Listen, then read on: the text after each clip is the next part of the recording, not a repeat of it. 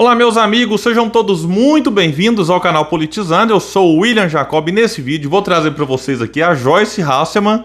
Ela resolveu criticar Ciro, Lula, Bolsonaro, tudo no mesmo tweet. Eu vou explicar a origem da crítica dela em relação a Ciro Gomes, explicar um pouco de tudo isso, mas antes eu quero pedir a sua ajuda para que se inscreva aqui no canal. Se você chegou, olhou, não está inscrito e puder, se inscreva, ative o sininho das notificações, isso é muito importante. Deixa like se gostar do vídeo, dislike se não gostar, comenta, compartilha.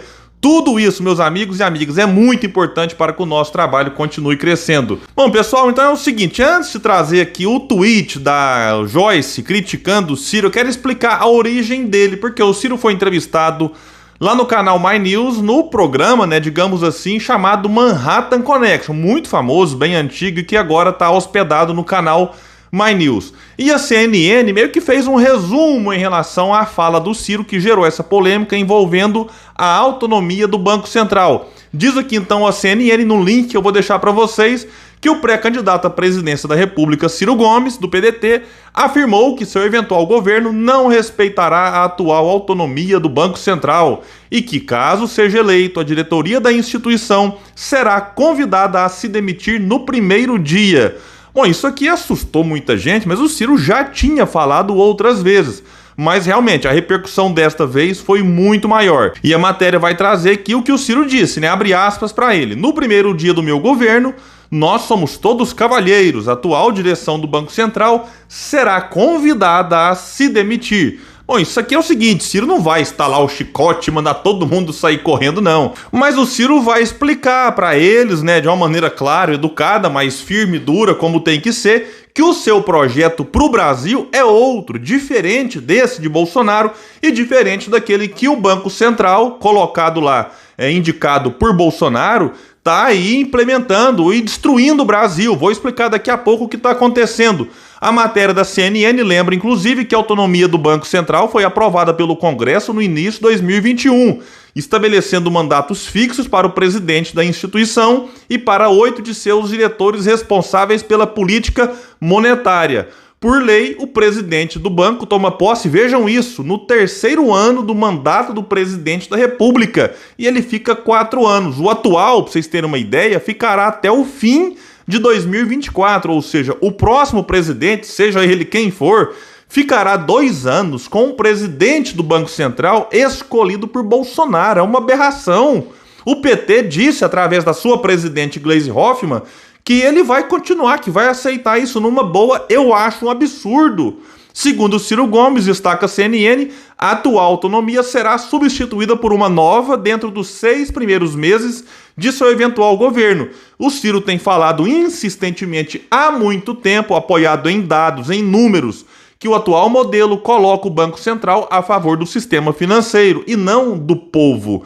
E o que o Ciro disse então? Que ele, como presidente, pretende que o Banco Central busque. Disse ele, saberei governar sem inflação e sem déficit fiscal, com mandato autônomo do Banco Central construído sobre metas de equilíbrio entre controle de inflação e pleno emprego. E o Ciro sempre lembra que ele foi prefeito de Fortaleza, governador do Ceará, ministro da Fazenda durante o governo Itamar Franco, e ele, na sua biografia, não tem um único dia de déficit, ou seja, em nenhum momento o Ciro gastou mais do que arrecadou. Então, se tem gente com medo do Ciro irresponsável, fique tranquilo, olhe para a história do Ciro. Agora, é necessário observar o momento que o país atravessa. Esse superávit, quando ele é atingido, é a custo de quê? Isso é que é o importante, que você não pode ficar o tempo todo só olhando para despesa, corta despesa, quando o Brasil, na verdade, tem uma carência daqueles serviços essenciais que vivem sendo cortados. Nós temos hoje um teto de gastos com status constitucional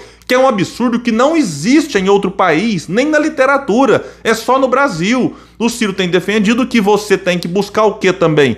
Melhorar a arrecadação, Por exemplo, o Brasil e a Estônia são os únicos países que não cobram tributos sobre lucros e dividendos. Itamar cobrou, Fernando Henrique revogou e ficou revogado até hoje. Por que não cobra? O Brasil tem uma questão aí muito errada na questão da tributação das grandes heranças. Nos Estados Unidos, você tem ali uma alíquota média, vamos colocar aqui na casa de 30 e poucos por cento. No Brasil, não importa se a herança é pequena ou se é gigantesca, é 4%. Então por que você não pode aumentar a alíquota sobre as grandes heranças, aí as heranças milionárias de 20, 30, 40 milhões, herança de 1 bilhão, de vez em quando acontece algum bilionário morrer, até para isentar as pequenas heranças. Então você tem que fazer correções graves na arrecadação também. E aí o Ciro então acaba sendo criticado pela elite financeira, que tem interesse em manter essa estrutura como está, e o Ciro acaba sendo criticado também por quem? Por políticos que têm compromisso com esse sistema, de uma maneira direta ou indireta, como é o caso da Joyce Hasselmann, deputada federal eleita pelo PSL de Bolsonaro, teve mais de 1 milhão de votos, foi realmente um fenômeno em 2018, aí ela rompeu, né, com o bolsonarismo, hoje está no PSDB de João Dória e decidiu criticar Ciro, Lula e o próprio Bolsonaro no mesmo tweet. Disse ela: retrocesso. Olha, qual que é o retrocesso então, Joyce? Disse ela que Ciro quer acabar com a autonomia do Banco Central. Lula quer voltar com o imposto sindical obrigatório, enterrando a reforma trabalhista, e Bolsonaro articulou para furar o teto de gastos e impor calote nos precatórios. Criou mais estatais e sonha em dar fim na lei das estatais. Bom, para não ficar muito extenso, eu vou focar na parte do Ciro, que é o que eu vinha falando sobre essa autonomia do Banco Central, como a CNN destacou, aprovada em 2021. Aí alguém pensa então que a tragédia começou de 2021 para cá? Não, né? Apesar do Banco Central não ser formalmente autônomo antes, como é agora, o escolhido sempre tinha alguma vinculação com o mercado financeiro. Henrique Meirelles é o exemplo clássico. Ele que fez carreira no Banco de Boston, chegou ao cargo máximo, foi presidente mundial do banco. Aí com o Lula, né, um candidato que se diz de esquerda, pelo menos na retórica, o Henrique Meirelles ficou 8 anos à frente do Banco Central. Aí alguém pensa, não, William, mas é porque quem mandava no Brasil era o Lula e ali a gestão do Henrique Meirelles foi uma gestão progressista. Não, o Henrique Meirelles pagou os juros mais altos do mundo, para desespero, sabe de quem? Do próprio Ciro Gomes, que mesmo ministro do Lula criticava essa política econômica lá em 2003, no primeiro ano de mandato do Lula, e o vice também, José de Alencar, um homem que veio aí da indústria, também era um crítico dessa política econômica, mas o Lula, na ocasião, preferiu dar ouvidos e atenção e manter quem? Né, Henrique Meirelles, que ficou até o fim do mandato, dos 2 mandatos de Lula. Aí saiu o Lula, entrou a Dilma, sai a Dilma, entra Temer, saiu o Temer, entra Bolsonaro, mas o Banco Central continua com o mesmo tripé macroeconômico colocado por quem? Por Fernando Henrique, que é a tal da meta da inflação, superávit primário e câmbio flutuante. Aí a inflação foge da meta, não importa o motivo, se é por questão de demanda, o que não acontece aí há mais de 10 anos no Brasil, ou se é por questões como, por exemplo, essa atual política de preço da Petrobras, em que se o dólar sobe ou o barril de petróleo lá fora sobe, o preço aqui dentro sobe, e isso tem impacto, né, em tudo, né, no frete, no preço da comida, da alimentação, enfim, isso tem um impacto geral. E além da questão da pandemia, que fez também com que a inflação aumentasse em outros países. Mas onde é que eu quero chegar? A inflação hoje parte por incompetência do governo e parte por uma questão externa. Mas em nenhum dos casos ela tem a ver com a questão de demanda. Só que aí fugiu da tal da meta da inflação, qualquer receita é um pilotinho automático. Sobe o juro, sobe a taxa Selic. Com isso, aumenta o compromisso da União com o serviço da dívida. Isso atrai, né, rentistas aí de várias partes do mundo, que vem aqui, traz dólar especulativo. Aí com isso tem mais dólar aqui dentro, o preço do dólar cai, você destrói a indústria nacional, passa uma sensação para a sociedade de que você agora tem maior poder de compra, que você pode consumir mais. É uma tragédia que vira e mexe e se repete no Brasil. E aí a capa, né, da Jornal da Economia do Correio Brasiliense traz a seguinte manchete: Brasil caminha para ser paraíso de rentista. Só pode ser pegadinha. O Brasil já é um paraíso que ora fica muito melhor e ora um pouquinho pior, mas sempre um paraíso para os rentistas há mais de 20 anos. E o Ciro não vai ficar toda hora, se for eleito, dando pitaco nas decisões do Banco Central. Porque com o Ciro a coisa já muda no começo, porque o nome que o Ciro vai indicar, diferente de todos os outros que nós tivemos no passado recente, ou nem tão recente assim, o nome do Ciro não vai ser submisso aos interesses do mercado financeiro. O Ciro já deixou isso muito claro.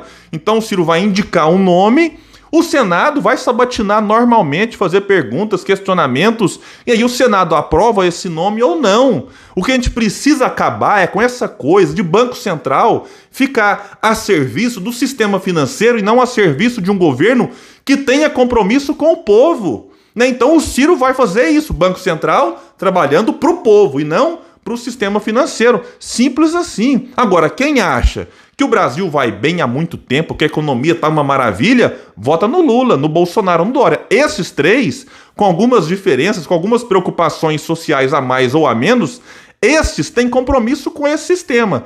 Quem achar que o Brasil tem que mudar essa política econômica e também de governança política, mas é uma questão para um outro vídeo, só tem o Ciro, só mesmo, né? É uma pena para o Brasil você ter até só um candidato defendendo mudança na política econômica e de governança política. A gente precisava era que isso fosse um consenso, em que os candidatos, ou pelo menos 2, 3, 4, fossem para a campanha concordando na necessidade de mudar esse modelo.